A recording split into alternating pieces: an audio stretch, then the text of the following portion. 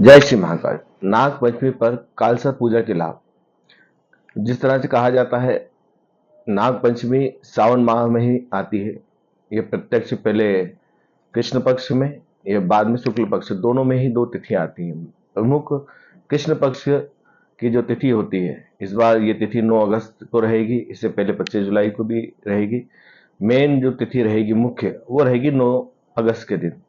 अब इस तिथि पे ही कहा जाता है, ये जो महापूरा होता है, नाग तिथि जो जुड़ी हुई है पंचमी, इसके जो स्वामी होते हैं सर्प होते हैं।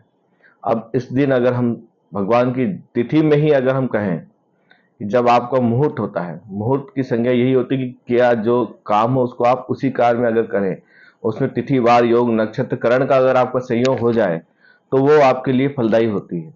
और जिस कार्य की आप चाहते हैं वो कार्य अगर आपका हो जाता है तो आपको तिथि का महत्व बहुत बढ़ जाता है। तो इस तिथि, ये जो तिथि होती है सबसे ज्यादा नागों की प्रिय तिथि है, पंचमी तिथि। पंचमी की तिथि के दिन ही आप रजत स्वर्ण के साथ साथ आप अगर स्वयं निर्मित भी, आप अगर आटे के शिवलिंग नाग देवता बनाना चाहें, या साथ साथ आप मिट्टी के भी बना के, आप नदी में कहते हैं सर्वे नागा प्रियंता में, जितने भी नाग जो होते हैं, इस मास की एक बड़ी ये भी है कि हर नदी प्रभावित होती है। उन नागों के लिए जल प्रभावित के लिए सबसे मुख्य माना जाता है। अगर प्रार्थना करके अगर उनका अभिषेक कर रहे हैं, साथ साथ अगर कपूर से आरती करके अगर उनको विसर्जित कर रहे हैं, प्रार्थना कर रहे हैं कि आप जिस लोक के स्वामी, जिस लोक उसी लोक में जाएं और हमारी सभी बाधाओं को दूर करें, तो ये आपके लिए वो होता है। पूजा के रूप में काल सर्प योग शांति कहीं भी आप नदी किनारे करा सकते हैं। शिप्रा नदी का किनारा सर्वश्रेष्ठ कहा ही जाता है। साथ साथ कई बार हम मंदिर में भी दर्शन करने जाते हैं। कहा जाता है महाकाल जिनके दर्शन से ही बड़े से बड़ा कुयोग टल जाता है।